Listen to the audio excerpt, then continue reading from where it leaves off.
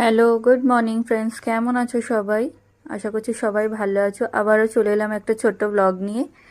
তো আজকে সকালবেলায়, সকাল না প্রায় 11টা বাজতে চলেছে, কিন্তু ওয়েদারটা দেখে মনে হচ্ছে যে এখন সকালই, কিন্তু না, 11টা বেজে গেছে। প্রচণ্ড পরিমাণ বৃষ্টি হয়েছে, তাই ছাদে দেখতে এলাম কি হালচাল, কেমন ওয়েদারটা। আর এই যে এক সাইডে আমার মা গাছ বসিয়েছে, এখানে মেথি গাছ, ধনেপাতা গাছ আছে, আর এই যে সুন্দর পুঁইশাক গাছ, আর ওই পেছন দিকে লাউ শাক গাছও আছে। এগুলো বাড়িতেই মা বসিয়েছিল দানা দিয়ে। তারপর রেগুলার যেটা কাজ আমাদের মেয়েদের, একটু ঘরদোর ঝাঁট দিয়া। তো সুন্দরভাবে ঘরগুলো গুছিয়ে ঝাঁট দিয়ে দিলাম মাকে। মা রান্না করছিল, আর এইদিকে ঘরটাও একটু মুছে দিলাম, কারণ বাড়িতে বাচ্চা থাকলে একটু পরিষ্কার ক্লিন রাখা ভালো বাড়ি ঘরদোর। তারপর আমিও চান টান করে চলে এলাম, এই যে একটু হেয়ার কেয়ার স্কিন কেয়ার করে নিলাম।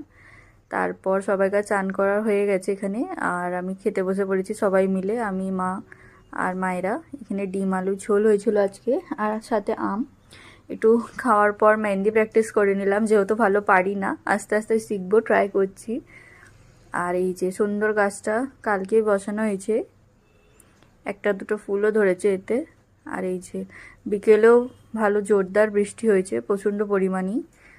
আর বৃষ্টির মধ্যে মা বললো চল একটু মুড়ি মাখা করা যাক, তো এই মুড়ি মাখা করে খেতে বসেছি। সিম্পলভাবে মুড়ি মাখিয়েছিলাম, বেশি ঝাল দিইনি, অল্প ঝালে। তারপর মা লেগে পড়েছে মায়ের কাজে, রাত্রে রান্নাবান্নার প্রস্তুতি।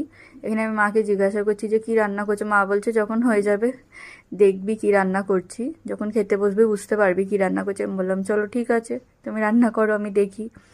তো এই যে ফাইনালি বুঝতে পারলাম মা করেছিল গোশত ভাত।